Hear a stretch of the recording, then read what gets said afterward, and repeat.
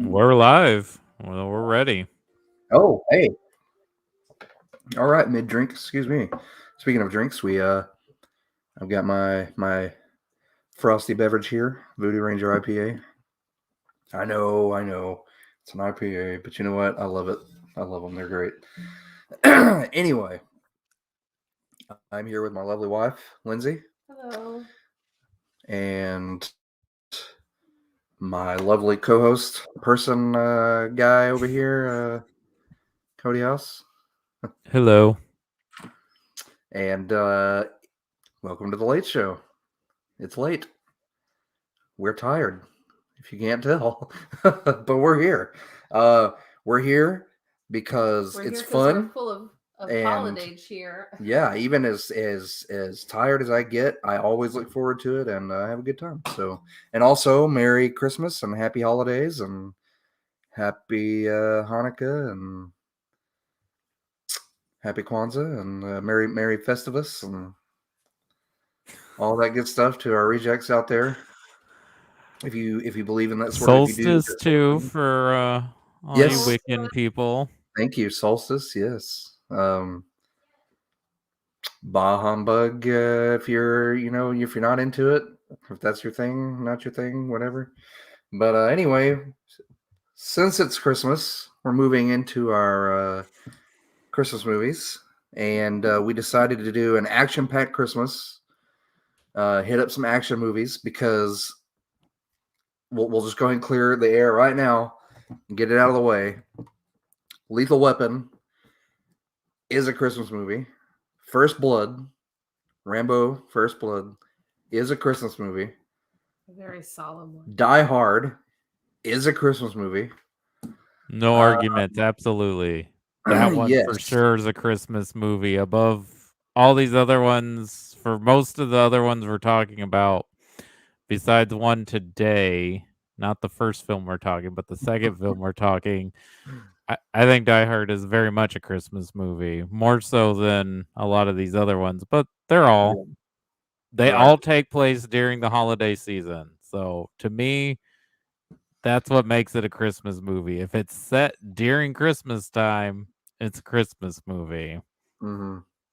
It is. It is. And now Rambo First Blood is set in Christmas time. It's set during the holidays. It is the town that he decimates at the end, and we'll get into that when we get to First Blood. Um, is decorated for Christmas. So and it's cold. So I just I took it as being Christmas time or leading up to. I But mean, but it's anyway, Oregon or Washington, right? So it's yeah, kind of cold all the time up there.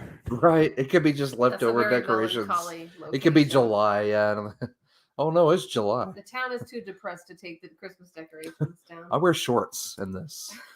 Yeah, people are breathing. You can see their breath. But anyway, we're gonna watch or talk about. We just got finished watching, and we watch it every year. It's a classic. We are going to talk about Richard Donner's Lethal Weapon. Lethal Weapon 1, 1987. Classic. No, this movie holds a special place in my heart because I grew up watching these with my parents, and it seemed like the video store in Rusk, it would open up on like Christmas afternoon. And I mean, I felt kind of bad. I never felt bad because I always get to go rent a movie on Christmas night. That was kind of our thing after family left and we did gifts and all that. We would my mom would be like, David, go to the video store and see what they have. See if the new Lethal Weapons out or Beverly Hills Cop or whatever was big at the time. And my dad would go and rent like these movies. So like Die Hard and Lethal Weapon and Beverly Hills Cop, like they all hold, they all hold like a special meaning to me because we just grew up watching them, and it seemed like we watched them at Christmas time, and so that's kind of a cool little backstory ramble.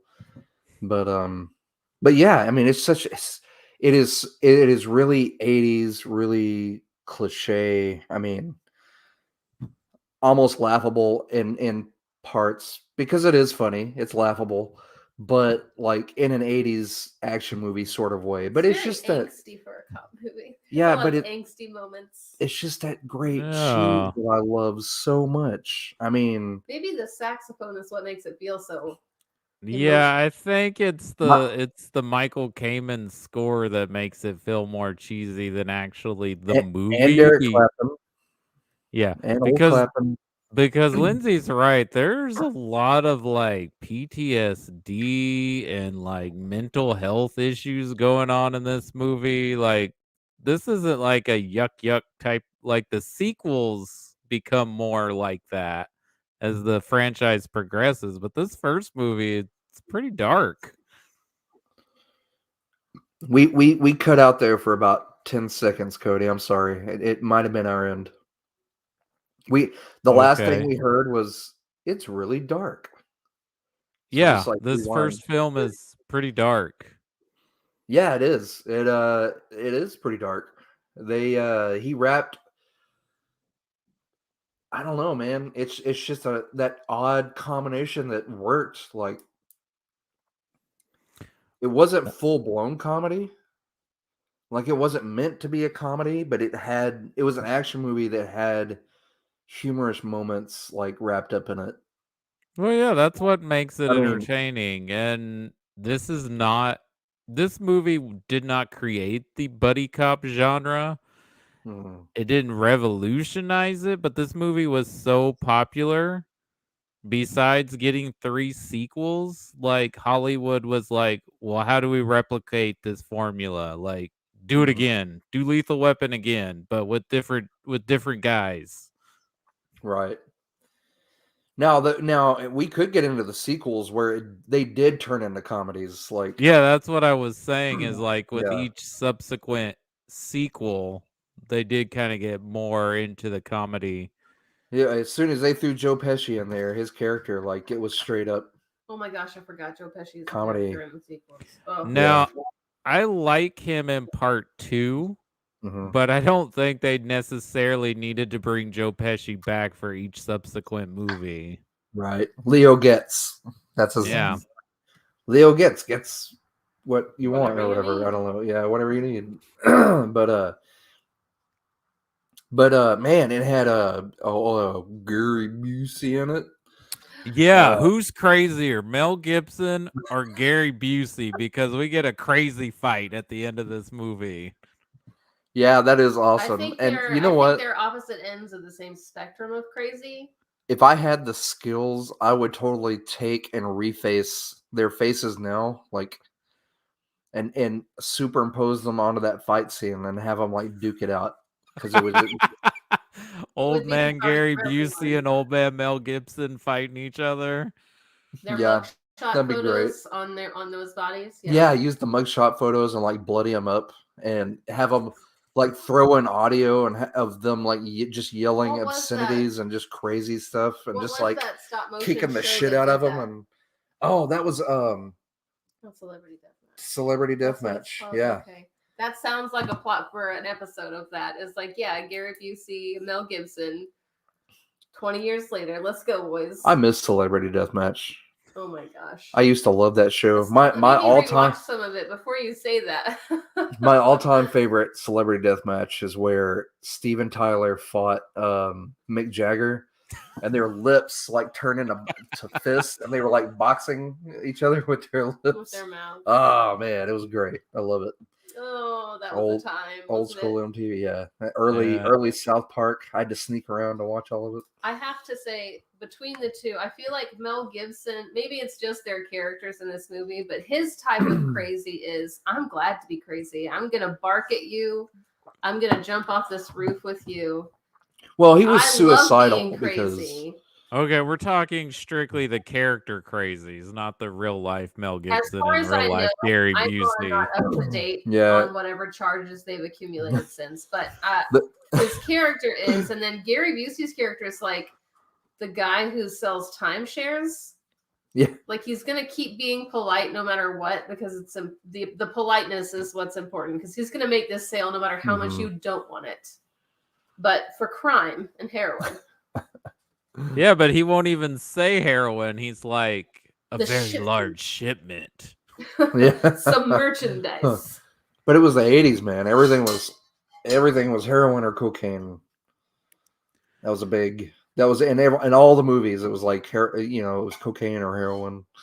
But yeah, Mel Gibson's character is very much suicidal. He's depressed. He Mhm. probably should not be on active duty as a police officer.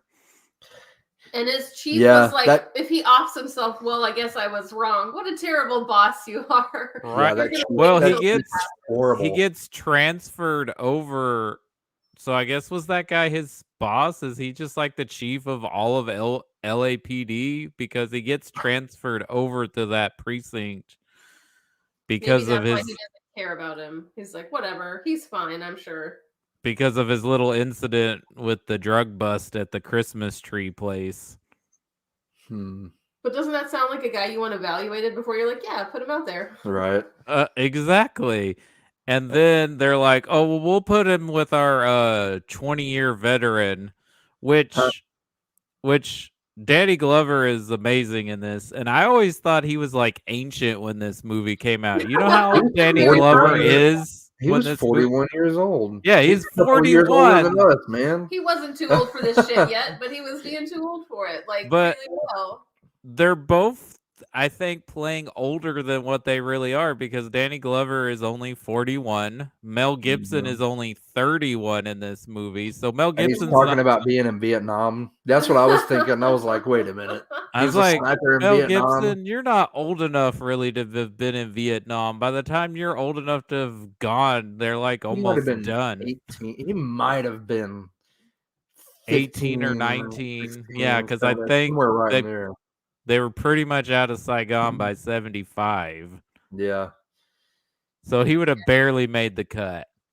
Yeah, he might have gone He for really liked to cleanup. say the war a lot. I feel like Mel Gibson made the push for that to be in his dialogue. Oh, get to bring speaking it of up as much as speaking of possible. dialogue, could you hear his accent slip through several times? I've always over the last several years, I'm like, I usually forget that he's Australian, right? Unless you watch the Well, he's but in technically American, but he was raised in Australia. Okay. They 'Cause he moved was over speaking- there when he was He a was child. speaking Aussie accent. Well, he lived there most of his life until he Yeah. became a movie star. That's what I mean. I think he had adapted the accent, and that concerns me even Maybe more that's- about his level of. maybe that's why it was easier for him to adapt back to an American accent. I don't know. Maybe. Who knows? But it's in Australia, like the British Texas. I hate to say Yeah. that. I'm sure I'm Pretty great much. offense to that, and I mean none. But if you think it's like Texas and Florida, the states that get the most headlines for banana stuff. A Texas Australia is just without like- guns, though. It's just a more European version of that. So Aren't that they, means Mel Gibson has the potential to be doubly. aren't they a Texas down there without mass firearm, like mass guns? Didn't they? Oh gosh, yeah, that's true. They don't have any guns, which is probably. I mean, they for the do, but best. they don't. They're just really strict. And Yeah, they had have a actual mass. regulations around their I firearms. can't remember if it was in the late 80s. It's or the either 90s. late 80s or 1990, but whenever they They had a did mass that, buy-in. their gun violence dropped drastically. Yeah, their government bought all of their guns back, and they're like, "We will actually pay you for your Stairs weapons." in Texas.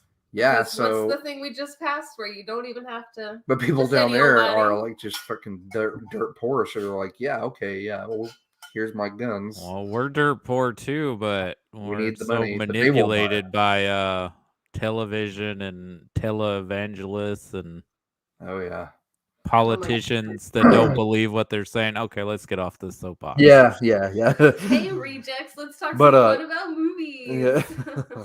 But speaking of Um, dialogue, I'll tell you why this dialogue is so well written. Because it's written by the wonderful Shane Black. Well, maybe he's Yeah. not a wonderful person, but he's a wonderful screenwriter.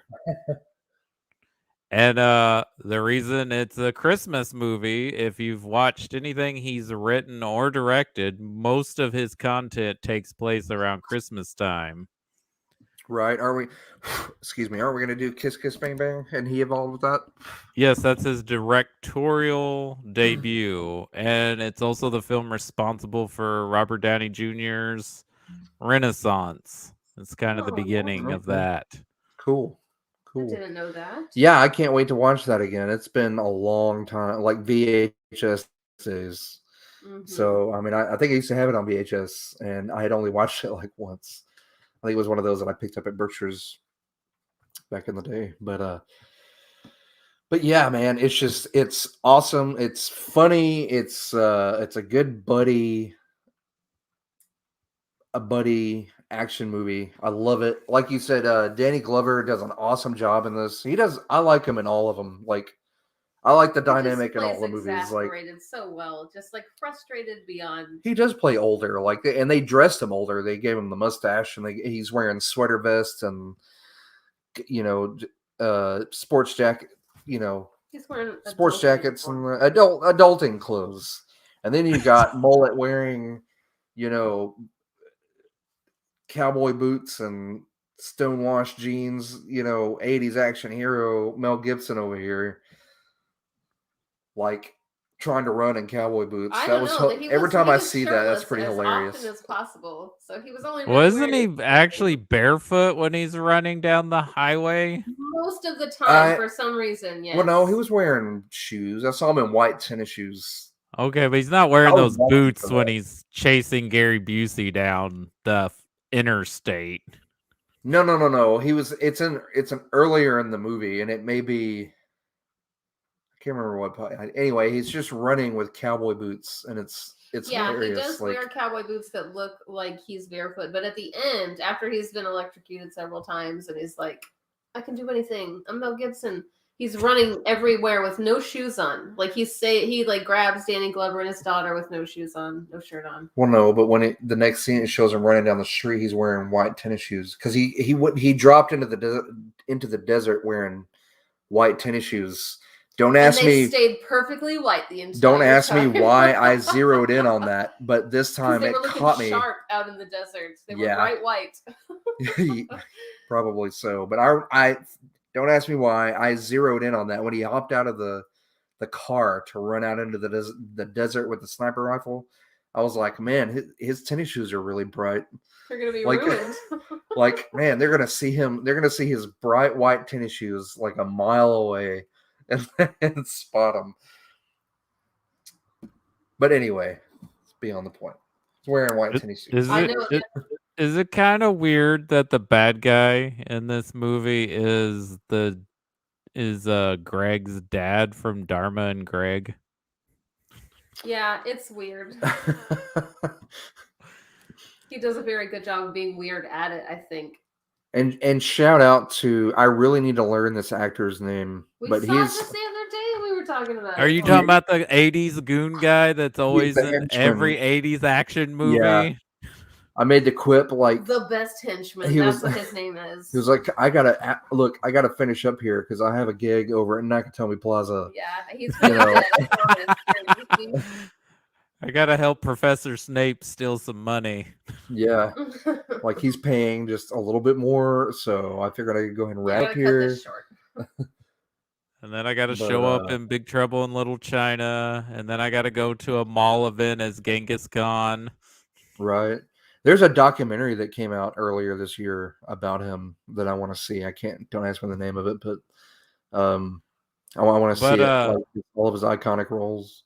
I understand why he doesn't speak in most of his roles, because when he spoke, he was far less menacing than just what he looks like. Like, that's someone that's like just average Joe. Like, hey, buddy, hey, he's dead. So you want me to go here and shoot these guys up, huh? Hey, Canadian to you? Maybe, yeah. It'd be hilarious if he spoke with a Canadian accent. I'm from Saskatchewan. Hey, the nicest henchman in the world. Yeah, Asian, Canadian, from Saskatchewan. Be hilarious, but anyway. But yeah, we love it. It's classic. I don't know, man. I could just. Is this the best one in the series? Because I kind of have a soft spot Ooh. for 2 a little bit. Yeah. Now that's the one where his toilet blows up, right? Yep, I that's guess. the one where they plant the bomb on the 'Cause I toilet. remember my dad, like, we rented that, and my dad just couldn't stop laughing because the toilet blew up. Like, they planted the bomb on the toilet, and he had been sitting there, like, all night, just stuck on the toilet, and he couldn't move his legs. That was hilarious. And it has the best stinger at the end when he kills the main bad guy. Now that's the one with that's about the Cougarans, right? And the Yeah, the German. South Africans. Yeah. And he's like, diplomatic immunity. And he unloads on him, and it's like, it's just been revoked. Yep. Good stuff. I love those solid one-liners. Yeah, I'll I be think honest, the first and second movie are the same long movie in my head because I kept waiting for those parts to happen in the first one, rewatching it. I'll give you that. Like the second, the third, and the fourth, you can watch all year round. Like you can go to them. But this one, it's like It's special for Christmas. it's Christmas time. Well, that's that Shane Black flavor there. And he became like a famous script. Well, he was already a script doctor before this movie came out because he worked on the Predator script, which he's actually in that movie. He's Hawkins. But yeah, he became like a script doctor for years. Like he worked on he's actually yeah. credited for Last Action Hero, but he also like script doctored on Hunt for the Red October and RoboCop 3. I love RoboCop 3, not so much. Yeah. It's fun. I liked it when I was younger because that's when I was all into the comics and RoboCop versus Terminator, and that's when he had the jetpack and the missile arm and all that. Anyway, it's a fun, cheesy watch, but not so great compared to the first two Well, movies. RoboCop in a lot of ways is like the original Ghostbusters for me. Like Mhm. it's kind of something you really can't replicate that formula. Like once it's Right. been done, like Now, tell me this: however they did it, do you they go with did the it. unrated, the unrated, ultra violent cut of the movie? Yeah, that's pretty much the only version you can get now if you have it on like home video. Well, not video, but like physical media like Media, Blu-ray, 4K, DVD. That's pretty much the only version that's out there. yeah. I didn't know if you preferred like the original like cut of the movie, if it was something different, As I far don't as I know. know, it's just a little bit more violent, It the is. It's unrated just version. It's the same I think movie. it's just an extended scene where they like blow off his hand and like they're like torturing him or whatever and just pumping him full of Yeah. blood. Red's dead, being extra asshole. He's so good in that though, but we don't want to get on a RoboCop tangent. No.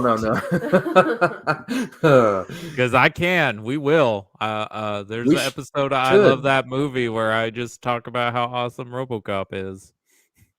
After Christmas, man, like in January, the books open because there's not really any holidays. Well, except for Valentine's Day, there are some February. Valentine's movies, but No, other that's than that, February.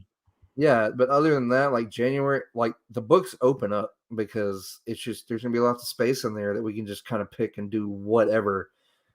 I just, me and my themes, but like the first part of the year, shit, there ain't nothing really, you might be able to pick something for St. Patrick's Day. You could do Roy Rogers. I don't know. But anyway. Are you trying to get through 2022? We could do before it gets here? Leprechaun. The Leprechaun. Please I've don't make actually me never watch- seen any of those movies. I haven't either. So Don't make us watch them, Christopher. hey, that might be good cheese though. No. We could just do the first one. Yeah, because the first one has Jennifer Aniston in her first film role. Right. I'm sure it's bad though. Even though Warwick Davis has made a killing off of playing that character. Yeah. Good for him, though. Yeah, good Make for that him. money. He's Get making those that. jobs, Hey, man. he's fixing to make that Willow Disney money now. Woo! Didn't he already have Yeah. though? Yeah, In and the he's Willow already making the Star series. Wars residuals, so he's that dude's set up. Yeah, he's Star Wars, Harry Potter. Yeah. Oh yeah, Harry Potter, man. Harry Potter residuals, and that He even dude's showed awesome. up in an episode of Doctor Who, so he's Yeah, he's almost got his nerd Infinity Gauntlet. he's killing it. Yeah, he's like he's pretty awesome. But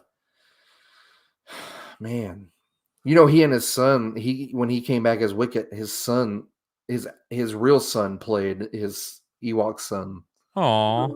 in the movie, and they got to get their suits fitted together and everything. I saw photos. It was really sweet. Not gonna lie, if I was ever famous, I would put my kids in as many things as I could. Yeah. All right, Will Smith. No, not like that, Cody. Come on. Be careful. Our kids will be I'm better than that. emancipating, or what do they call it? He didn't. He wasn't emancipated. He just threatened to. That's stupid. That's his fault. That's their fault. That Scientology movie bombed. I don't know how that would be anybody's fault By Xenu. other than Scientology's. Yeah. Have you No. seen that movie? No. Should we? No, you should I not. don't want to. Okay. I We- mean, if we I'm ever down cover for M. Night Shyamalan and we get to that episode, if you don't want to watch it, I will just give you a retelling of the movie. I will do that Wait. for you. I will I'm just give you a doing- I- retelling. I didn't know he did that. Yeah, they didn't market that he directed it because of how bad The Last Airbender Whoa. was. Like, they didn't want to know he was involved in the movie. Ouch, that's gotta hurt. Really, really hurt. After I wonder Avatar. if he's Scientologist.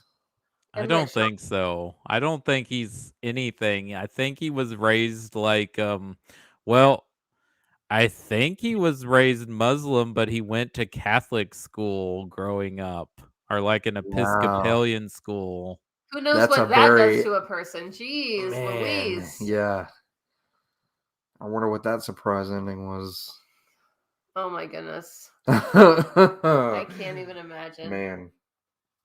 But anyway, Lethal back to Lethal Weapon. Lethal Yeah. Weapon. It's one of the best 80s action movies. It's one of the best yeah. buddy cop movies. It's it's that classic formula. We're gonna get two extremely opposite people and make them have to work together. Mm-hmm. The Odd Couple, except they're cops. Yeah, we got the crazy wild renegade who shoots first and asks questions later, and then we got the veteran who by the book guy for the Dude. most part. He's ready to This- retire, baby. Come on. This now. was made in 1987, right? Yeah. The part where Trixie's house blows up. It's and Dixie. a Didn't Dixie- you hear those kids? Yeah, Dixie. It's Sorry. Dixie. Are you gonna talk about what the kids asked him? They were like, my mama says cops, shoot black people. And I was like, And then he was like, "Ice cream. You guys want ice cream?" yeah, Let's just avoid that topic. I always Yeah. forget that is. But you know what? Good for them, because there were lots of people of color that were just walking around as like full detectives, and Oh, speaking you of know, like the just detective guy that gives Murtaugh, Danny Glover, the report, that dude was like in every 80s action movie too. I was like, I Because know he's that in dude Die from a Hard. lot. He's Agent. Yeah. What are their names? Johnson? Agent Johnson, Are they Johnson Yeah, and and- Johnson, yeah, Yeah, and he's in License to Kill, as Yeah. is the henchman who electrocutes and tortures Mel Gibson. right. Hey, you know just what? a big action movie ring of Why don't we people. do? I know this is off topic, but why don't you just did James Bond, didn't you? Well, we didn't talk specific films. We just talked about the What? franchise as a whole. When's the last time you did a Bond rewatch from Oh my Like goodness. all of them? all of them? You're gonna Almost make long time ago when Skyfall came out. Ooh. It's When I been got like that box set. it's been about 5 or 6 years for us. So, I always watch one here or there, but it's been a while since I delved into. do you want to go through and we'll double or triple them up for the month and do Bond January? If that's what you want to do, we can do it. I'm fine with I that. have been, man, after we watched No Time to Die, man, and I heard We Have All the Time in the World. I was like, oh, I really want to go back and like watch through the series again and actually finish, because I told you we stopped at Timothy Dalton. Does that mean we get to watch them over again? Yeah, I want to watch. I would like to I start got an from. interesting theory, though. Instead of doing it in chronological order, if you want to hear Ooh. my since we do a director podcast, why don't we do ones directed? Because some of them are directed by the same people. Like we do those ones. So And then, cut them up and do them. By director? That goes against every fiber of my being. No, it doesn't, because you get to learn about other things those directors from made. watching them in order. I know it's just that order, but we can do that. We can try that. It's the one bite rule, Christopher. You take one bite. I'm willing to try something. It. I have seen them all before. I'm just a stickler for watching things in order. But I will try something new, Cody. We can do it by director, and we can split them up. I think that would be fun. And probably give us a break from like holiday movies. I'm not gonna say burnout, like character burnout, but it would mix the bonds up. That'd be pretty fun. That's true. That's very true. Yeah, I'm down with that. That'd be fun. That's gonna take more than a month, though. Probably. We can space that out. We can. There's 25 films. Yeah. Yes. Maybe we do them. We'll see how they group together by director then. Yeah, that'd be fun. Yeah. We can do that. Inside voice. Yeah, good boy. But we'll get it. We'll flesh that out some more and hammer it out. Don't because say flesh it out. Yeah, flesh it out. Okay. Do we have anything else we want to talk about Lethal Weapon? I don't. If you had to pick between salt rubbed in your bullet wounds and being electrocuted repeatedly, which one would you pick? Oh, God. I feel like I would pick salt. Yeah. Just because the jolt that makes you pee your pants every time is probably not good for your heart in the long run. Mm-hmm. But yeah, I would have a hard time choosing, I think, because they made me pick. If the bad guys were like, you get to pick cake or death, I would be like, oh, well. Give me a minute. But if you do like Lethal Weapon, I would suggest watching The Last Boy Scout or The Long Kiss Goodnight, which are two other Shane Black scripts. One is definitely a Christmas movie. The other one is really not. But if you want to kind of see the Lethal Weapon formula again. Which one's the Christmas movie? I said Kiss Kiss Bang Bang earlier, didn't I? I meant The Long Kiss Goodnight. Kiss Kiss Bang Bang is a Christmas movie. That's Shane Black's directorial debut, but he did not direct The Long Kiss Goodnight. He wrote that one. Wait a minute. Hang on. The one I'm thinking about has Samuel L. Jackson. That's The Long Kiss Goodnight. So which one are we doing? Which one do you want to do? We're doing Kiss Kiss Bang Bang. It's got Robert Downey Jr. and Val Kilmer in it. Okay, my bad, guys. First, I've been seeing both of those movies in my head, and I got them like completely mixed up. Yeah, sometimes they kind of clump together. Again, they both have the word "kiss" in them. Yeah, it's been a while, and it's probably the name. But I have separated them now, and I know which ones you're actually talking about. So I got a little confused because you said VHS, but I was like, well, maybe there's a VHS copy, but it came out in 2005, and I'm pretty sure they stopped doing VHSs at that point. But yeah, I'm not gonna say you're wrong. Just off. I was talking about the much older one with Samuel L. Jackson and Gina Davis. Yeah, and Gina Davis. Yeah, that's the one I was thinking about. Which is good. Yeah, it's a decent flick. So, but sorry guys, it's been a long day. A little mixed up there in my head. I was sitting there thinking about it all day, it's already a long week by Wednesday in December. Oh man, yeah. It's just the first day of December too. Just the holidays in general. You get to like Tuesday Eve, and it's too much. Right. I'll be right back. Getting too old for this. Yeah, I'm getting too old. Exactly. We're still here, but yeah, it's Where were we? Yes. Add Lethal Weapon to your Christmas movie list and watch it every year, folks. You will not get tired of it. I know we don't.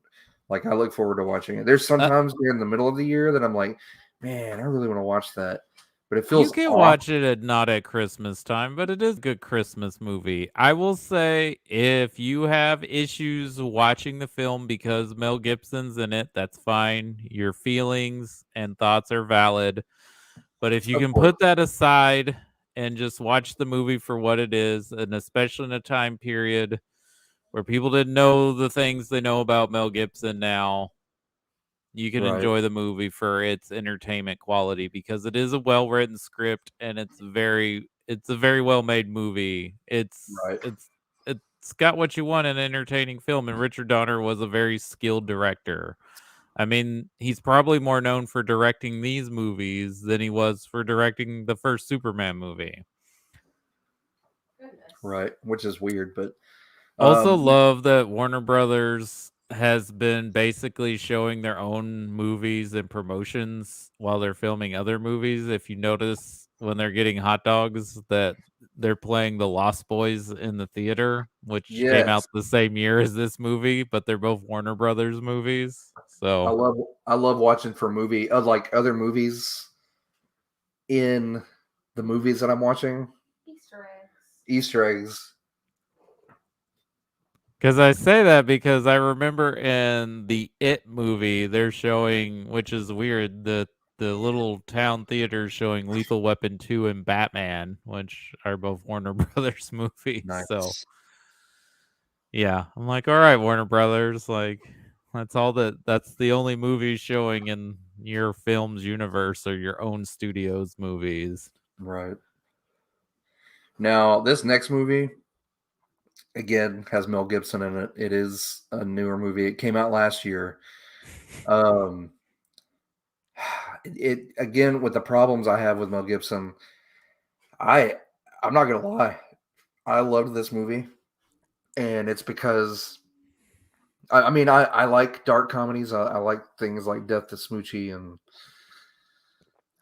there's a, I guess you could call off. I don't want to call Office Space a dark comedy, but I don't know. There's other ones out there that I like because of the humor and everything. But this is one of them because it was just a different take on Santa Claus, and like I love the fact that and spoilers if you haven't seen this, it is a year old, but and I'll try not to spoil it too much, but basically this kid who's a spoiled rotten little brat gets coal from Santa, and he hires a hitman, Walter Goggins, to track down and kill Santa. Now Walter Goggins also has a past and has a dislike for Santa, so he sets out to track him down and kill him. And now Santa Claus is played by Mel Gibson. I absolutely loved it. I liked the the fact that he was proficient in like firearms and uh like he still has the immortal mythos about him, which you'll find out if you watch it, which I thought was kind of cool. Uh, I'll stop gushing because again, it may not be everybody's cup of tea. Like it's an odd movie. Um, it was again, it's dark, but I found the humor in it, and I enjoyed it. I enjoyed the different take. It was right. Cracker had something to say, but I enjoyed it because it's not your traditional take. Ooh. I don't know how he could hear her because I have my headphones on, but I think Olaf could hear Cracker because He he sounds was like the Horn of Gondor. It's so Yeah. beautiful. I Ooh. love his bark. he responded. She was offended at the idea that another dog exists in our house because he happened to come in here. You're not allowed to interrupt us, sir. You have to go lay down. But anyway, I'll stop. And it was a fresh take on Santa. I liked they grounded him somewhat, but it still had the Santa magic with his helpers and the fact that he was immortal, but he was just a badass in this. And I absolutely loved Mrs. Claus. Oh, she was the most kick-ass. Yeah, she was adorable, and like the end with her is awesome. She's just awesome the whole time, and if you don't watch it for any other reason, even if you hate Mel Gibson and you hope he dies soon, like you have to watch it for her character. Her character was adorable. Her name is Ruth, by the way. Yeah, Ruthie Claus. Yeah. So he calls her Ruth. You can't call her that, Chris. But I really I enjoyed it. It was good. something new. It was just a different take on the whole thing. It was a dark comedy. You definitely don't watch it going, oh, Christmas movie. Everybody get popcorn and hot chocolate. Let's sit down together. Watch Fatman. That's right. And speaking of Batman, hey, we need to squeeze Batman Returns in here because by God, that's a Christmas movie, guys. Well, then can I option that we take Die Hard 2 out and do Die Hard with Batman Returns then? Yes, let's do that. That sounds good together. I am totally down for that. Because I don't have any hate for Die Hard 2. I actually enjoy it, but it'll be a mix. It's just mild Die Hard, like, like Die Hard Light. Yeah, like the light gear of Die Hard. The Die Hard sequels, I'd rather watch Die Hard with a Vengeance, which isn't a Christmas movie, sadly. Ooh, that's a summer. I like watching that during the summer. That's an absolute favorite of mine. That was a worthy sequel. So I will say something, and I heard it on my favorite podcast, Blank Check. They do a similar premise that we do. They're doing the movies of John Carpenter right now. Uh-huh. Cool. And on their Vampires podcast, one of the hosts talked about how he enjoys James Woods as an actor, even though he's like a horrible human being, right?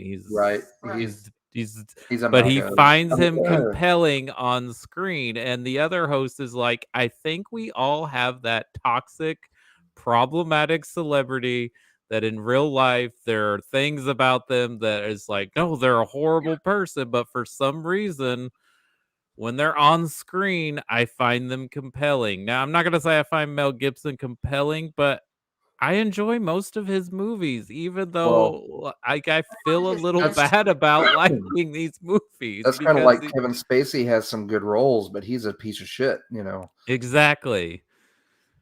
And you just kind of have to sit with that. It's like, yeah, and we've said this numerous times, just because you're talented doesn't mean you're not that doesn't mean you're good, or just because you're gifted doesn't mean you can be a bad person and be extremely talented. Now, Michael Jackson was gifted and he had some kick-ass songs, but he was not a good person. So exactly, there's which we speak about him going forward should change. Not like it's not the same as like keep supporting this person. Those things never happen. It's like enjoy your beats if that's what you're into, but don't forget what kind of a person he was, and don't forget to the point to where they should get away with it, even though he's deceased. But you know what I mean? Like, don't remember perpetuate it. Don't enable or perpetuate their behavior. Like, call Mel Gibson out on, and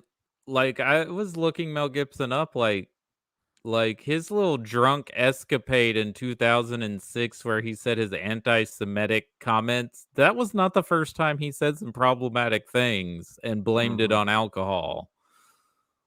Like he said some things against the LGBTQ community in the 90s and then said, oh, I just had a little bit too much vodka during that interview. It's like, wow, dude. That's the thing when you're a famous white guy is you get to get away with saying something like, well, that's not who I am. It was under the influence of something else less wholesome than I would be as a person. And but other people are drunk and they don't like turn into Nazis when they're drunk, Right. When I get really drunk, I break out into song, or and hugs, I'm really jolly, but you know, I'm not I don't go spouting off racist crap and But Yeah. but despite that, and I think even though he continues to get work because he is a straight white man Mhm. and they get unlimited chances, especially if you're like over a certain age. His career is not where it was, and he's doing these type of films, and a lot of times he's having to play the villain. He's But I tell you what, he's doing a little bit better than what old I don't want not Nicolas Cage. How dare you? Those aren't even the same conversation. Bruce Willis is these days. Oh, hey, let's talk about buddy cop movies that didn't do so well. Bruce Willis. Well, no, the movie the movies Bruce Willis is doing is like straight to video. It's like almost down to Steven yeah, Seagal these level. are like It's- straight to video, straight to streaming. He gets paid ungodly gobs of money. He like flies in on a helicopter somewhere wherever they're filming in Europe and shoots for a day and then he's done. Yeah. And I think that's why he's not really getting a lot of good work, is because his price is like ridiculous and like he's He's wanting problematic. And the service he's providing for that price is not reasonable. He's wanting those 80s and 90s prices, and he's Yeah, they can't pay actors like that anymore because one, people aren't going to the movies that much anymore before a pandemic, and two, really nobody cares what celebrities in the movie anymore. It's more the IP and it's amazing when something that's not based on a comic book or a remake or a right. sequel actually does really well at the box office. But yeah, nobody's like, "Oh, that has so and so in it. I'm going to go see it." No, they're like, "Oh, I like that thing. I'm going to go see that." Yeah. Yeah.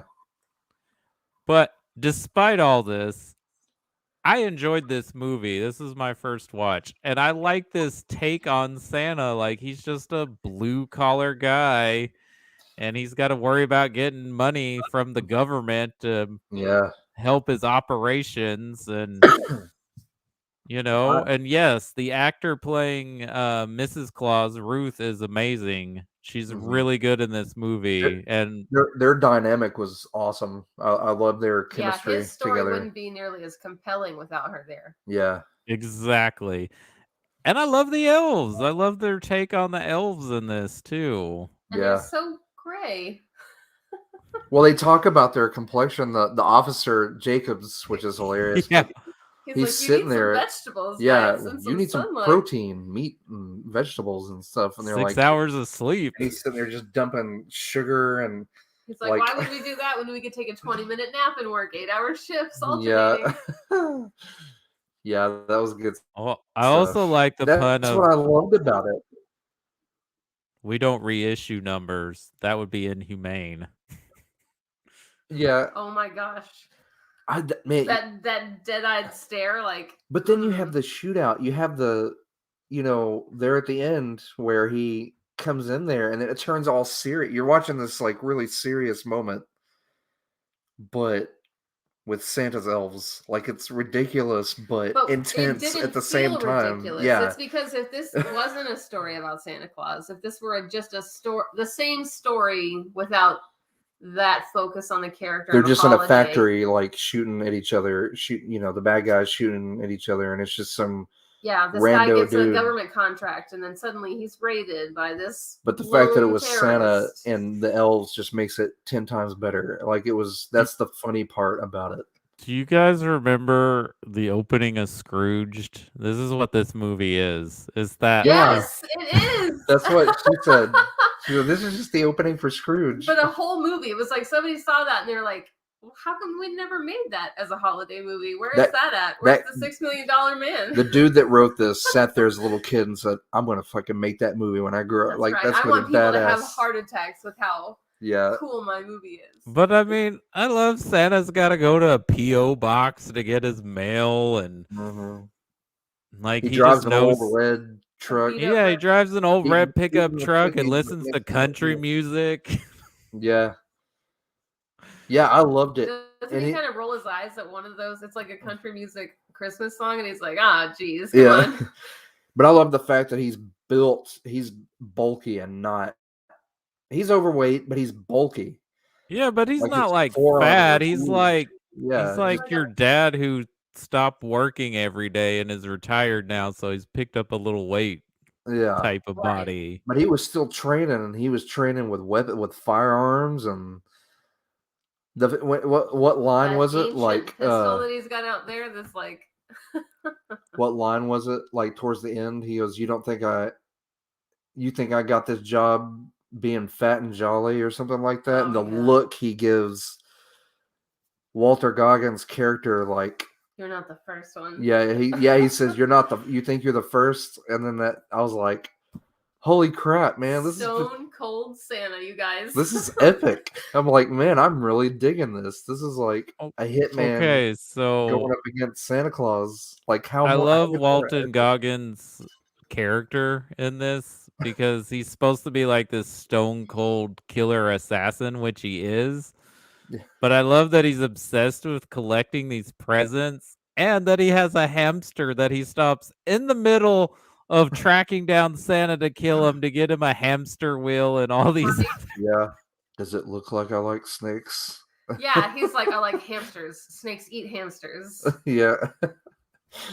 He's just great in anything. I kind of dig him in anything he shows up. Oh in. yeah, he's the Vice Principals, was that the show he was That in? was good. If you haven't watched that.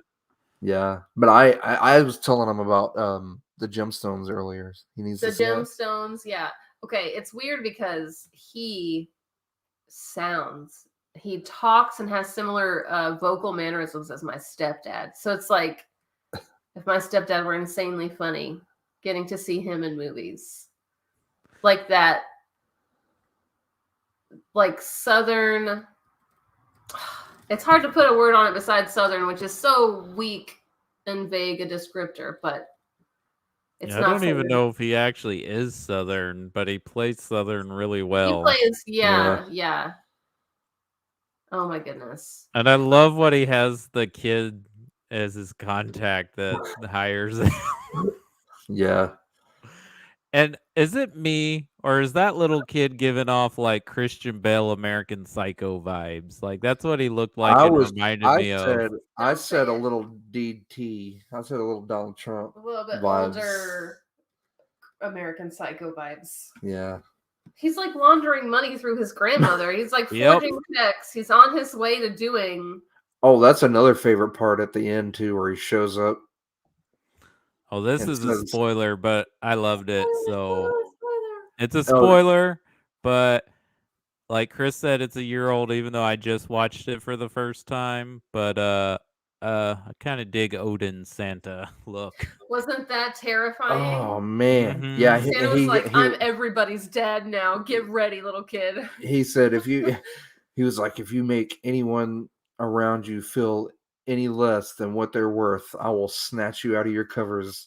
Oh man. And you will feel you will be punished by my hand or something like that. And I was like, yes, threatening the life out of this little kid. Here's the thing I've said for years, and take all the racist problematic things about Mel Gibson away. I do believe the man suffers from mental illness. Mm-hmm. And look at all these movies. Look at all the roles he's played. What does usually happen in a Mel Gibson movie? Something horribly tragic happens to him or his family, and then he goes on a murderous rampage, killing everyone. That's a Mel Gibson movie almost, right? He embodies like his characters. I'm going to be really specific and say his characters embody like that righteous vengeance that you feel when you watch this and you watch the story play out. You're like, yeah, that makes sense. That's a horrible thing to happen to somebody, and who's to say that I wouldn't be the same way as a person? Who knows? That's what I always wonder. Like when you see patterns in in the roles actors take or the stories the directors choose to tell, and you're like, man, what are your therapy sessions like? Maybe you need some therapy sessions. Well, I'm pretty sure he is mentally ill, not just for how well he plays crazy and insane, but like if you've heard anything about like the stuff his dad has done or was involved in, like he makes Mel Gibson look like a choir boy. Does he make Mel Wow. Gibson look like the last Boy Scout? We went back around. Just try to keep it tied in. But yeah, I don't know he anything did about great in Mel this, Gibson's dad. and honestly, I don't know what they would make a sequel about, but I'd like to see him come back and Well, play because Santa Kurt in Russell pulled something it off like. so well with the Christmas Chronicles, he want to root for another good Santa. I really love Kurt Russell's Santa. Yeah. I mean, that's a whole different version. That's just Kurt It is. Russell It's enjoying Kurt being on Russell. screen and Yeah. having fun. But He's I- Elvis Santa. But That's I dig what it. Kurt Russell I is. dig it. But I do enjoy Mel's Zero. I mean, that Ranger gets down. Santa. Like he did awesome. but I think Kurt's retiring. Oh, no. Oh, is he? I didn't know that. I didn't hear Yeah. anything. I haven't heard anything. Well, I mean, good for him. It's about time. He's been doing it since he was like what, 5, 6? A literal child. The one Yeah, of he's the been acting his whole life. one of the only survivors of Disney that didn't turn out horribly wrong. You're interrupting.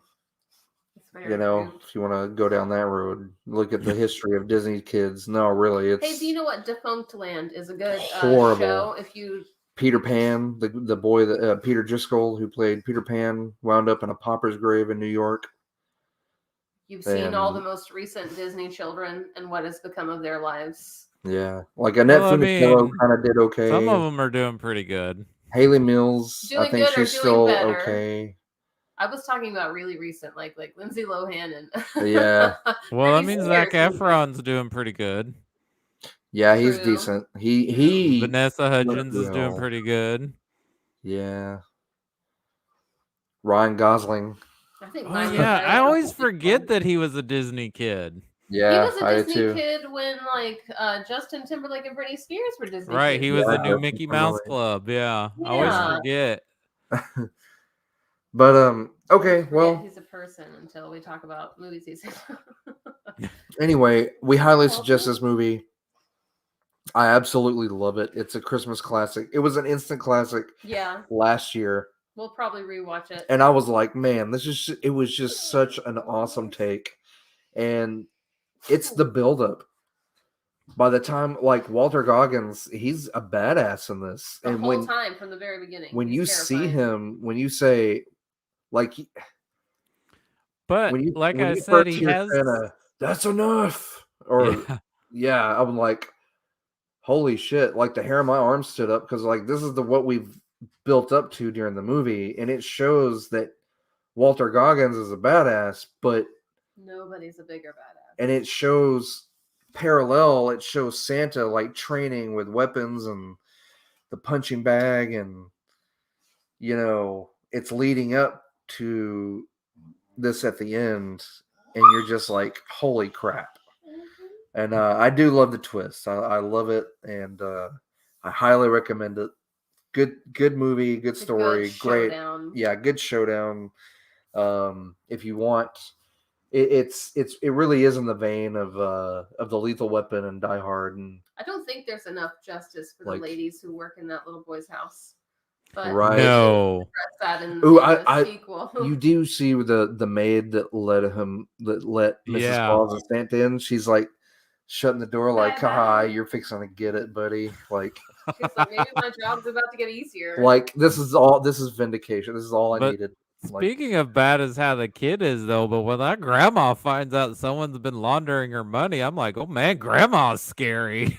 Yeah, she becomes the Knives Out grandma real quick. Yeah, she's like, when her money's missing. But because you think, oh, she's just this sweet old lady. That's nope. I guess she's rich for a reason. Yeah, yeah. It's a nice little reminder. But I highly recommend it. It's a yearly it watch for for Ruth's us. Claus, if Yes. no other reason. Shout out to, and I really should look up her name. I've seen her before. We've seen her in lots of things that we like. Yeah, But, she's a very talented actress. Yeah, Ruth Claus was amazing in this, and I'm going to find out her name right now. their dynamic was awesome, and they had great chemistry as Mr. and Mrs. Claus, and I can't recommend it enough. It's a favorite from last year. Probably one of my top 2 in the last like couple of years out of the holiday movies that have come out. So, Marianne Jean Baptiste is her name. I hope cool. I'm saying that right. Jean Baptiste together looks very French, and Marianne looks like a Frenchy. Like it has a better pronunciation than what I just gave it. But that's who she is. Jean or Jean Baptiste, something like that. Jean. I'm gonna look up her IMDb right now. But anyway, please watch it, guys. It's great. It'll be an instant classic. If you don't like it, I don't know what's wrong with you. If you're worried about Lethal Weapon being too dated to like incorporate into your Christmas rotation for whatever reasons are important to you, that's fine. But yeah, I'd check out Fatman. Maybe it's not for the kids or the don't extended family, but just definitely as don't an let your adult kids watch it. holiday. No, it's not a family-friendly film. I liked it just for the sheer audacity of the premise, but Yeah. I think all the actors sell it, like, and make it work. Yeah. And if you can get past that Mel Gibson's in it as Santa Claus, because I know, like, right, who would have thought up that casting choice? But He looked cool as Santa Claus. I'm gonna say it. He looked cool as Santa Claus. I mean, he pulled it off. if Like, you he was can get past that, if you can just stomach it and power through, if you can't, no shame. I understand. You're not forced to watch this. You don't have to watch it. But if you can get past that, it's a pretty fun movie, and it's just for the audacity and bonkerness of the plot. But it's not as zany and wild as you think it would be. But it works as a straightforward action movie. It is very action packed. He has no manners, Christopher. Don't let him get away with that. Get down. He's like, I love you. Thank you for letting me in here. It's warm. Look, it's a doggy buddy on the couch. He's passed out. He's there for moral support. That's Olaf. Yeah. He is a boy. Not that he cares what you call him. Slobbered in my ear. He's so pretty. See, I think Olaf deserves credit on these shows because I feel like his opinions are heard and should be heard more often. Mm-hmm. Well, Olaf is enjoying the holiday season a lot more than spooky season. He was not a fan of spooky season very much. Oh, no. All the screams and the murders and stuff. I feel probably. like, with our action-packed Christmas, I was telling Christopher, I think the dog moves around so much because he's trying to find the quietest spot when the surround sound really kicks in. Yeah. All those big explosions. He's like, Like I finished up work early, so I was like, okay, this is it. I'm gonna get home. We're gonna watch the movie out in the living room. Usually we've been watching them in our bedroom because I'm too tired. But I was like, I want to hear this in surround sound. I'm gonna crank it up. And yeah, I think the dog kind of like between the helicopter, all the gunfire and the machine guns. Oh my God, he got a little nervous and kept moving around, but he finally just passed out on the couch.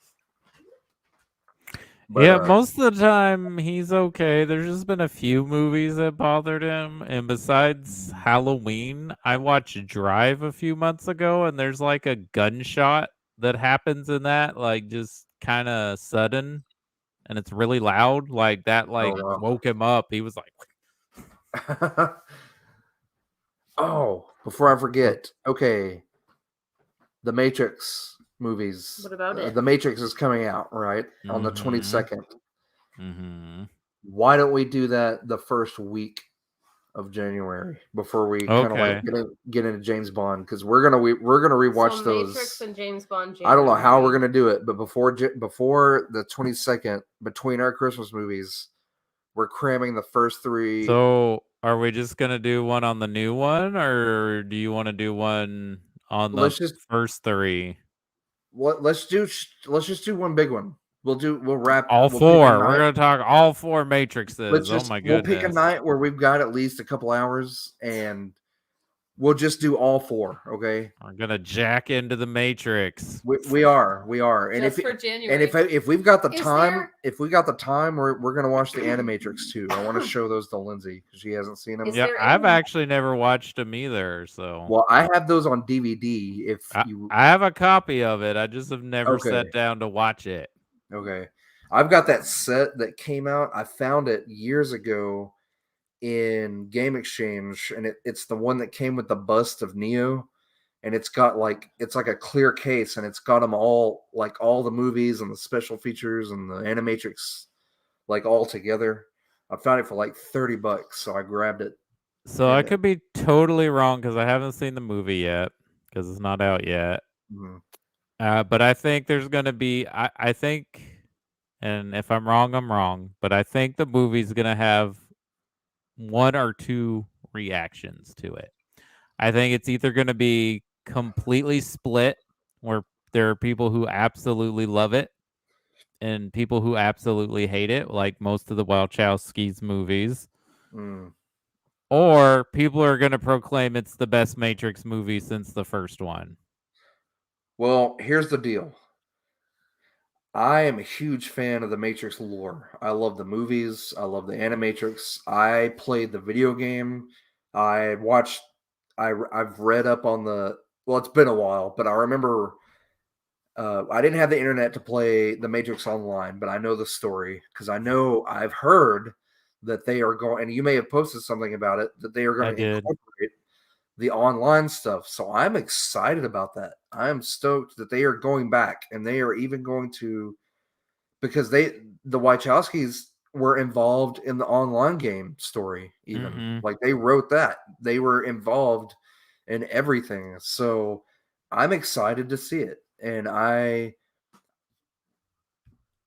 stoked because I'm a fan of the lore. I like all of it. I liked the little the little animatrix stories. I thought those were brilliant. Yeah, Is there ever I'm excited. I'm stoked about it. Is there ever a time of year that feels more like you're plugged into the Matrix than January when it's actually winter outside, so you don't go out, you just sit inside plugged into like heaters and it's after the phones and TV, and you're like, It's after the holidays. yeah, so you're wrung out from the you're holidays. still in a fog, and you're just You're in a floating. fog waiting for your money to come back in. Yeah, you're time just- is not real. you're just kind of like floating through, and you're like, "Whoa, That's what's it. going That's on?" January. The Matrix is how January feels. We'll go into Matrix January. We'll plug into James Matrix Bond January and finish out with Bond January, February, the month of love. What proper way I don't know that James Bond Let's is pro- the what- greatest what- example what Okay. proper way of to go romance. into- We could do to go Honor into Majesty's February. Secret Service, and those two you could do Honor Majesty's Secret Service or Casino Royale for Valentine's Day because there's actually a love story there. Yeah, that's true. But James Bond as a whole, as an example I- of romance, is maybe not my first pick. No, not of course not. I absolutely love George Lazenby's James Bond and On Her Majesty's Secret Service. And spoiler alert, when they started playing, when he said we have all the time in the world, I was like, he's gonna die. I was like, wow, you just got now. I got a comment below. Spoilers near the end of the podcast for No Time to Die. sorry, I'm sorry. I did say spoiler alerts. You have You to did. several You times, did, and then you have but to I don't wait a think people bit. thought there's going to be a No Time to Die spoiler on a Lethal Weapon episode. Man, I'm sorry, guys. Look, our tens of listeners are, if one of you, Just put a warning on the caption for this. yeah, I'm sorry, Like, guys. Please don't open it. Chris But- is very sorry. But seriously, when he said those words and I heard that score, I was like, oh no. this is it. He's gonna die. Because I stayed away from spoilers. I didn't know, I stayed away from Bond spoilers. And I didn't when I saw it, I didn't wait till the end. And Pace was telling me they waited till credits were over to say James Bond will return. Oh, to the very end of the credits. The Wow. very end. Oh yeah. Okay. Well, yeah, but I Ooh, mean, that's it'll gotta- be, and that's and they mentioned that on purpose. It's 007 is just a number. It won't be James Yeah. Bond, or will it?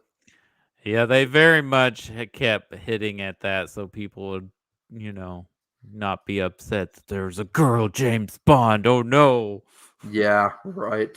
If you're mad about a Oh. girl James Bond, there's no hope for you. But I don't know where I was going with this, but It's the same that James people that are Bond mad there's movie- a girl doctor or Yeah. Right. Yeah. Or Girl Ghostbusters movie is not part of that judgment because people were jumping on that movie to fail before it started. Girls are people too. They do stuff. They definitely like sci-fi and Mhm. action and movies in And- general. and why can't women and girls feel represented too? I mean, Right. boys get all the representation, especially in these genre things. So, yeah. Right. And if you're upset that a shape-shifting alien can go from gender to gender, then yeah, you just need to get over yourself. Then maybe stay away from movies Yeah. for a while and just like quietly reflect. Would you stop licking the floor? Why are our floors All right, so guys. delicious? Stop Look, it. we covered both these movies.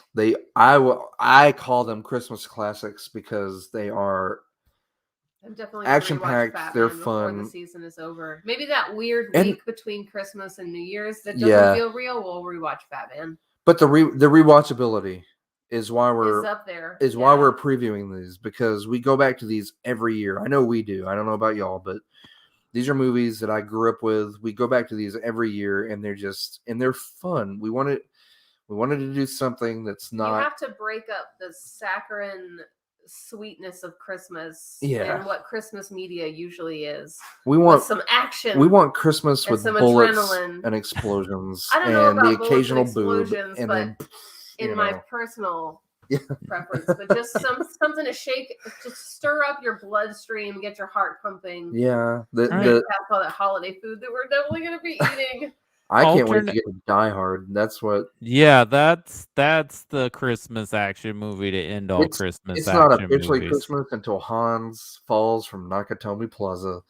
And That movie is so action-packed, I have to put on deodorant before we watch it because it makes me feel funny. I think we're gonna watch it Saturday night or Sunday. Actually, what are we doing this weekend, Cody? What are we doing record Cody's doing wise? whatever Cody is doing this weekend. Yeah. I mean, what I meant is, are we recording this weekend? We are recording this weekend, Friday Okay. night. We are covering Wes Anderson with Aaron Lowe to talk about the Grand Budapest Hotel. We Which will is watch going to that ask, Thursday. does that kind of count as a Christmas movie because there's snow It and could be. Well, that's Well, what. look for some Christmas clues. Write down that we need to watch that Thursday night. Tomorrow night. Yeah, tomorrow's Thursday, right? Tomorrow is Thursday already, Yeah, Christopher. we need to watch that tomorrow night. Okay. Okay, I'll write that down. thank you. And then, Chris, you're not able to be with us Saturday morning to talk Pacific Rim with Nick. Lindsay, you are more than welcome to join on. You don't even have to have a camera on, but if you don't want to, you don't have to. But I want you to know if Chris is unable to make them, you're always welcome to be on the show. What would I say about Pacific Rim, Christopher? We've seen it You multiple and Cody times. have the Rolodex, the What's he internet getting lines. into? He's Get him licking the off of- condensation off of that bottle, and he's fine. And I am the person who has to look up everybody's name to make sure that I'm not wrong. So, but you said Pacific Rim at what time? I think it's going to be 11 a.m. Nick Okay. wanted to keep it in the morning because he said it has Saturday morning cartoon energy.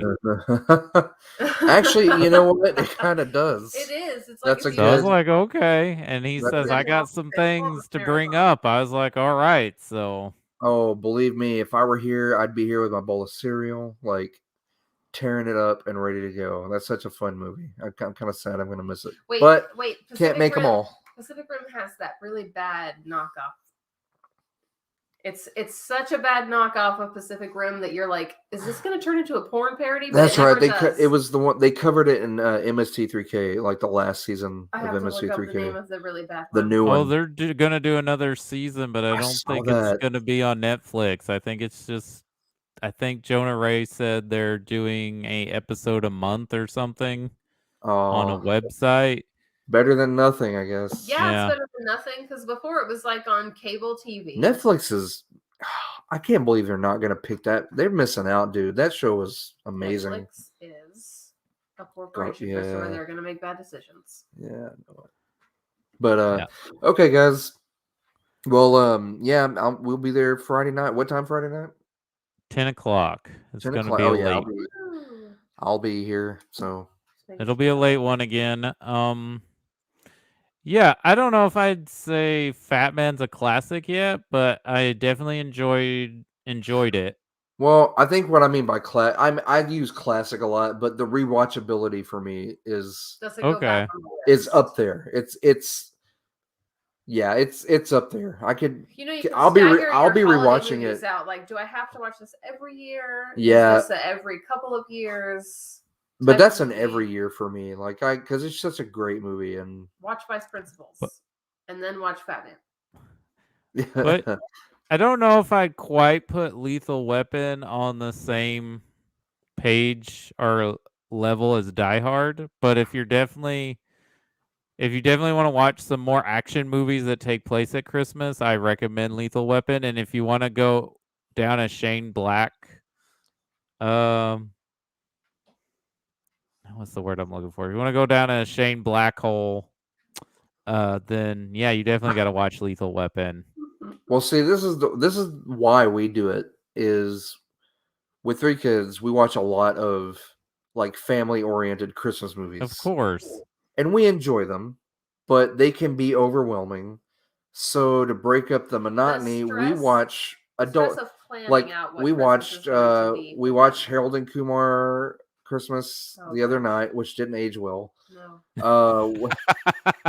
We, None of those movies did. Of we watched course the it night didn't. we watched the night before with Seth Rogen We and didn't finish Joseph that. Gordon-Levitt. Yeah, we got to finish it. We had to stop.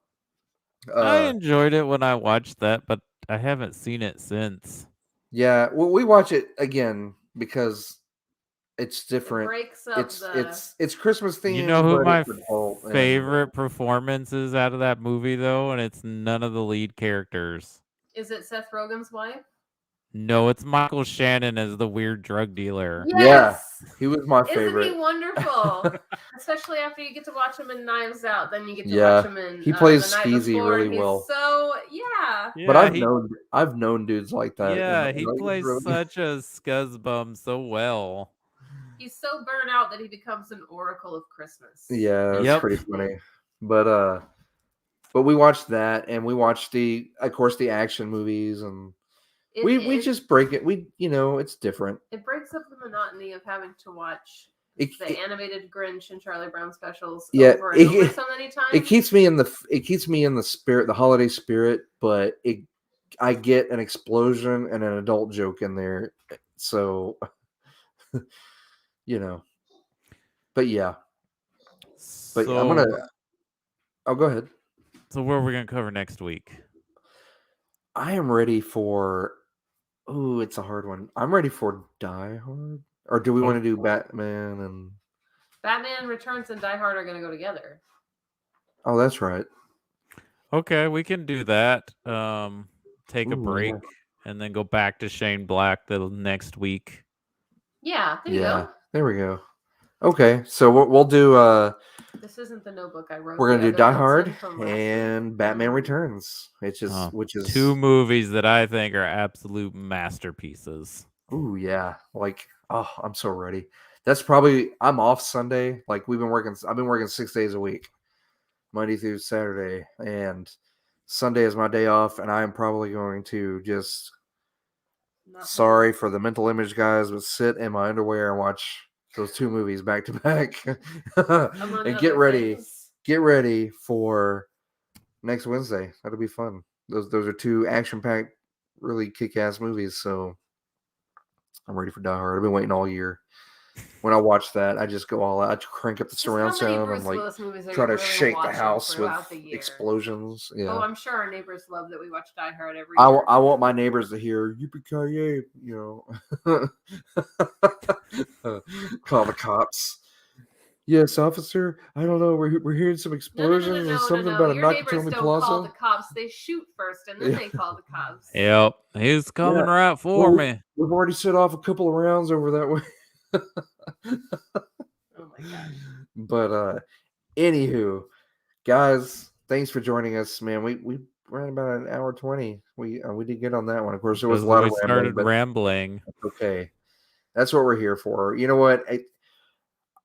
Ramble builds up all week, and then when we This go is the live, place I get put to it. I get to ramble. I get to ramble. So Ranger. So I have one final thing to say, and I doubt these guys are actually watching these videos, but I posted about a podcast that's actually really good, and you should check out, especially if you're a horror fan or if you read Yeah. fiction at all, because there is a Stephen King podcast called The King Cast, and two Austin-based film critics, Eric Vespi, who was Quint on Ain't It Cool News before he left that site because of the problematic things with the person who Reasons. ran that site, Yeah. and Scott Wampler, who used to write for Birth Movies Death, who both write for Fangoria sometimes. They had Guillermo del Toro on as their guest to talk about it, and I was like, "Oh, Guillermo del Toro, we're doing him." So I plugged their podcast, plugged our upcoming episode on Saturday, and I put it on Twitter and put their name on it, and they commented back at me and said, "Thanks for the shout out." Oh, nice. Yes. I love that. At least you caught your message. I told you about sending back in May for Star Wars Day. I sent a shout out to all the guys that were in Fanboys. And Dan Fogler, Dan Fogler he was in He's been in a lot of things, isn't he? In Harry he's in Potter and Fantastic Beasts now, isn't thank he? you. Yeah, he was in Fantastic Beasts. He had sent me a private message. Was like, "Hey, thanks for the shout out, man. Send me your or No, he sent me a message. It said, PM me your address, and I'll send you a gift basket." Oh wow! Because he does comics. He writes comics and stuff now as well, and he does a lot. He's done stories for heavy metal, and it's got some pretty badass stuff. And I didn't see it until like sometime in July. I just didn't see it. Okay, because I don't tweet much. Okay, Are you Twitter literate? I don't get on there a whole lot, and I went and tried to I went to his little page, and there was nowhere to private message him. Oh, well, you could message back from the message he sent you. I did, but he hasn't seen it apparently. Maybe he took a social media break. Yeah, well, no, he's still. I follow him, and he still posts about his comics and stuff that's coming out. But I responded to that, and I was like, "Dude, I am so sorry. Like, I just now saw this. I'm embarrassed." And that, I didn't. That was it. He was probably like, "What a loser, man. He doesn't know how to tweet." He doesn't think you're But hey, every May I'm gonna go back and tweet. I'm gonna and add those guys because they inspired Fanboys Trip. But anyway, and the name Fanboys, actually our little shop that we used to have. But anywho, Guillermo del Toro was the topic at hand. yes, I'm sorry. We went off on another ramble. It's getting late. I'm getting tired. I have got to get up early again tomorrow. The Ill Festival and North Pole and come back. So we gotta go. Yes. So anyway, thanks guys. If you watch this later, we appreciate it. And we hope you enjoyed it. Yes, there are spoilers, Cody. I'm sorry, guys. Just but add to the caption. Don't open this. Yeah, if you haven't, James Bond spoilers. If you haven't seen No Time to Die yet, don't skip about 5 minutes from whatever. Dude, You- you know what? I'm not gonna lie. We watched that last week, and I'm still thinking about that movie. It's still like haunting my I'm my still- mind right now. I'm still tore up about that movie. I don't know what to think Oh because man, we went back and we watched all of them. We went back and watched all of the Daniel Craig together. movies. So watching them back to back like that, and then If you have daddy issues and you know you do, don't watch it. yeah, Just give I was yourself like, a minute. I'm not gonna lie. Like at the end, I teared up a little bit. I was like, damn, they actually did it. They actually gave him the ending to an arc, like because they hadn't done that with a James Bond It just before. starts Like a they new just, arc.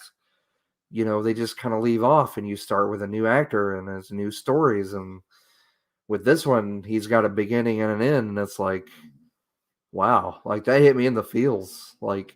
And I think it's still rattling around in my brain more than Yeah, a movie should. I've been later. delivering packages, and I'll just randomly think about it, like, man, you know, I'll kind of well go into done, well done, James I'll go Bond. into a deep thought, and I really think a lot of it, and I know I keep going back to this, but the use of that song made that hit so much Well, I harder. suspect that's Daniel Craig's favorite Bond movie, and it is the director Cary Fukunawa's favorite Bond movie. Wow, So. that's I get why. Like that seems that was genius, because as soon as you hear it, you're invested, like, you know, and you don't want it to happen, You're but you locked know it's down. going to happen.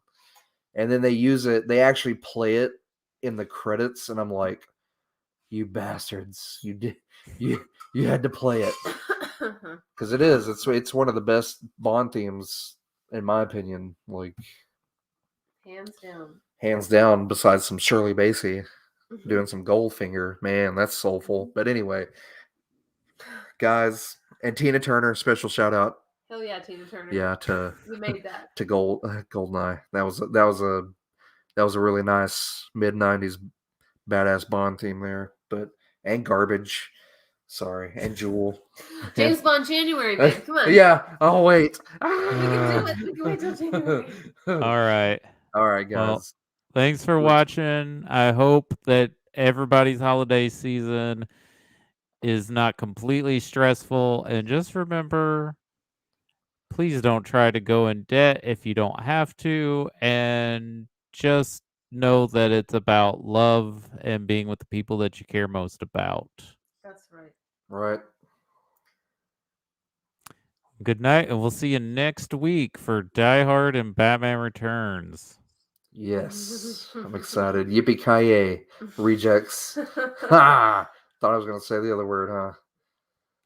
Mother rejects.